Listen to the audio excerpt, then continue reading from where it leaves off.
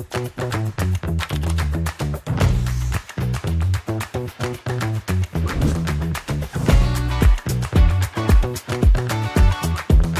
allons continuer à parler du rôle des directions financières et de l'évolution de leur métier, car à présent, je vais appeler Julien Madec, VP Finance d'Addictive, qui va venir nous parler de l'analyse financière et de la gestion des risques, le rôle clé du CFO en 2023.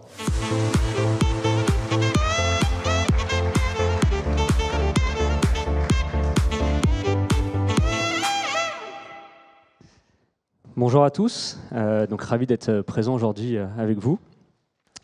Donc on va parler aujourd'hui de l'analyse financière et de la gestion des risques avec mon retour d'expérience en tant que VP Finance chez Addictive. Avant d'entrer dans le vif du sujet, je pense que c'est important de rappeler qu'un CFO ne peut pas arriver ex nihilo dans une entreprise. Il ne peut pas juste être dans son coin et faire de l'analyse financière pour le compte du COMEX. Il faut vraiment qu'il comprenne l'activité de l'entreprise. Ça commence par comprendre le business, que vend la société, quel type de client, est-ce que c'est du B2B, B2C, B2B2C, quel type de revenu il génère, est-ce que c'est du revenu récurrent ou pas, est-ce que c'est du logiciel ou pas, est-ce que les cycles de vente sont longs ou sont courts au contraire. Et le deuxième élément et vraiment qu'il faut qu'il prenne en compte, c'est qu'il doit vraiment connaître toutes les parties prenantes de l'entreprise et leurs enjeux. Ça part bien évidemment du CEO et du board, mais il doit également prendre en compte quel type de salariés on a, est-ce qu'ils sont jeunes, expérimentés, également tout ce qui est relatif aux banques, aux commissaires aux comptes. Voilà, il doit vraiment comprendre leurs enjeux de manière à pouvoir y répondre le mieux possible. Si maintenant on rentre dans le vif du sujet, concernant l'analyse financière, moi j'aime bien parler de cette expression, la sainte trinité du CFO. Ici, il y a vraiment trois éléments sur lesquels il doit se concentrer.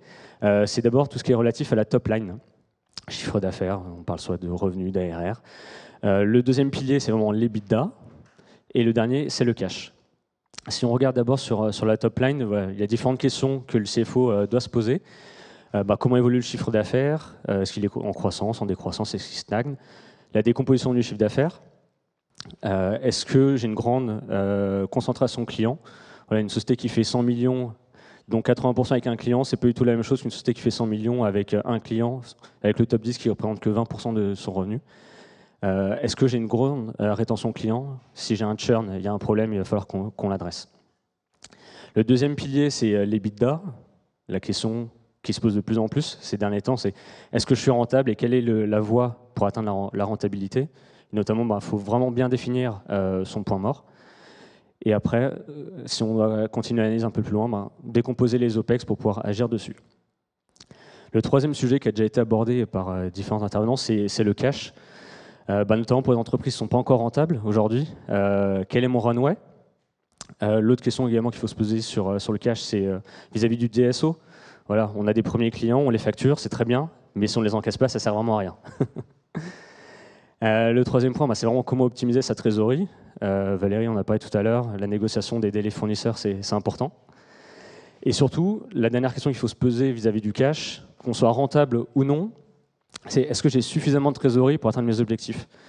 Ça veut dire, est-ce que je dois faire une nouvelle levée de fonds pour aller plus vite, ou alors j'atteins pas mes objectifs, j'ai un gap vis-à-vis de mon BP, il faut que j'aille chercher un financement complémentaire. Maintenant que les trois piliers de l'analyse financière sont posés, on arrive vraiment dans le rôle véritable du CFO qui doit vraiment être un business partner pour l'ensemble de la société. Le mot prévoir, il a été mentionné plusieurs fois jusqu'à maintenant, donc je suis content de l'avoir mis. Prévoir, ça veut dire quoi? Ça veut d'abord remonter les informations financières, analyser les écarts par rapport à un budget, c'est faire un reforecast jusqu'à la fin d'année et faire des plans pluriannuels. Cet élément, il est vraiment important parce qu'il doit nous permettre de donner les clés au management pour pouvoir prendre les bonnes décisions. Une fois qu'on a prévu, qu'est-ce qu'il faut faire? Il faut accompagner son comité de direction en lui donnant vraiment des éléments factuels sur des projets qui soient soit internes, on veut lancer un nouveau produit, ok, on construit un nouveau BP, ou alors en externe, ok, on veut faire du M&A, on va acheter une autre société. Donc là, il faut vraiment qu'on accompagne le management là-dessus. Et le dernier rôle de business partner, c'est vraiment optimiser. Alors, souvent, c'est le mauvais rôle du CFO, mais il faut vraiment optimiser les coûts Pas pour juste diminuer les coûts, mais vraiment pour rester ou devenir rentable et vraiment diminuer le cash burn et augmenter le runway. Le CFO, il n'est pas uniquement là pour faire l'analyse financière et donner des éléments au COMEX pour pouvoir prendre les bonnes décisions. Il est aussi confronté à un certain nombre de risques. Et de par sa vision à 360, c'est souvent sur lui que ça arrive. Les premiers risques qui sont assez classiques, on en entend assez souvent parler, c'est les risques financiers. Donc le premier, c'est les fraudes au paiement. Ça fait des années qu'on en parle et ça continue d'arriver toujours, les fraudes au président, des erreurs dans les virements, ces choses-là. Donc là, c'est vraiment au CFO de mettre en place tout le contrôle interne pour que ça n'arrive pas. Donc mettre en place une double signature des paiements, mettre en place une vérification téléphonique lorsqu'il y a un changement de RIB par les équipes. On peut également limiter les moyens de paiement mis à disposition. On a Spendesk qui était là notamment avec des solutions de préapprobation. Voilà, c'est ce genre de choses qu'il faut mettre en place. Et surtout, mettre en place une stricte séparation des tâches. Il y a plein d'outils, comme Regat qu'on a pu mettre en place, qui nous permet vraiment de séparer les personnes qui initient les paiements et ceux qui les valident. Le deuxième pendant, je l'ai un peu abordé déjà, c'est les défaillances clients. Si on n'encaisse pas du tout le chiffre d'affaires qui a été facturé à nos clients, c'est une perte sèche pour l'entreprise. Donc là, il y a plusieurs choses que nous, on a mis en place, notamment depuis le Covid. C'est pour tout nouveau client, faire des crédits de score a priori, de manière à évaluer la santé financière de nos prospects. On a mis en place aussi des relances systématiques et automatisées avec des outils de type Upflow, de manière à ce qu'on soit sûr qu'il n'y ait aucun client qui ne soit jamais relancé. On a également nommé dans l'équipe finance un responsable des encours clients. On fait un suivi vraiment régulier. Et surtout, on a mis en place un process. Si un client, au bout de 4 mois, ne nous a toujours pas réglé, on n'hésite pas à arrêter de contractualiser, de travailler avec ce client-là. Voilà, la décision peut être difficile, mais c'est également le rôle du CFO de prendre ce genre de décision et de mettre ça en place dans la société. Les deuxièmes types de risques que le CFO doit faire face, c'est les risques de marché. Alors, il y en a plusieurs types. Le premier, c'est l'évolution des taux. Quand je parle de taux, il y a les évolutions de taux de devises. Nous, chez Addictive, on fait 95% de notre chiffre d'affaires, qui est d'environ à peu près 50 millions d'euros, en dollars. Donc on a vraiment une très grosse problématique de gestion des devises. Et l'autre élément qu'il faut prendre en compte, c'est également les intérêts bancaires, l'évolution des taux. S'il y a des sociétés ici qui sont sous LBO, je pense qu'en ce moment, elles savent de quoi on parle. Avec les taux de la Banque centrale qui sont passés à 4%, le crédit coûte vraiment très très cher. Donc pour ces deux sujets-là, il faut vraiment, dans un premier temps, identifier une éventuelle exposition et surtout ensuite se faire accompagner par des professionnels. Le CFO, il n'est pas expert dans tout. Il y a vraiment des gens très spécialisés dans la partie gestion des couvertures de change, mise en place de contrats de couverture de swap. Et il ne faut vraiment pas hésiter à les solliciter et à mettre en place des outils pour gérer ce risque-là. Le deuxième grand risque qui m'a fait souffrir dans ma chair en ce début d'année, c'est les faillites bancaires. Alors en France, on est plutôt bien sensibilisé à ce sujet-là. Je suppose que tous les CFO ici ont plein de banques en France. Par contre, quand il s'agit de partir à l'étranger, ce qui était notre cas, nous, depuis 2016, on a un seul partenaire bancaire aux États-Unis, manque de bol, c'était SVB. Quand on sait qu'on fait la moitié de notre chiffre d'affaires aux États-Unis, je peux vous dire que j'ai serré les fesses pendant 2 semaines parce qu'on pouvait ni recevoir de paiement client, ni payer nos fournisseurs, ni payer nos salaires de nos employés. Donc là, vraiment, si j'ai un conseil à vous donner, quel que soit le pays dans lequel vous êtes présent, ouvrez des comptes bancaires dans différents établissements pour éviter de se retrouver dans ce genre de situation. Et surtout, si vous ne savez pas à qui vous adresser, vous avez sûrement en France une banque qui est partenaire d'un grand réseau, n'hésitez pas à les solliciter là-dessus. Enfin, le dernier risque qui est arrivé dans mon escarcelle assez récemment, il concerne les risques cyber. Alors, a priori, on pourrait se dire, bon, les risques cyber, ce n'est pas pour le CFO, mais nous, il est arrivé chez nous par le prisme de notre assureur. Voilà, ça fait quelques années qu'on a un cabinet d'assurance qui nous assure sur les risques cyber.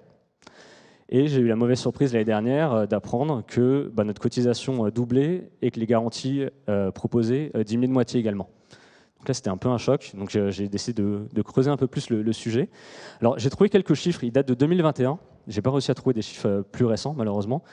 Mais il faut savoir qu'il y a à peu près la moitié des entreprises françaises qui ont été victimes d'une cyberattaque en 2021.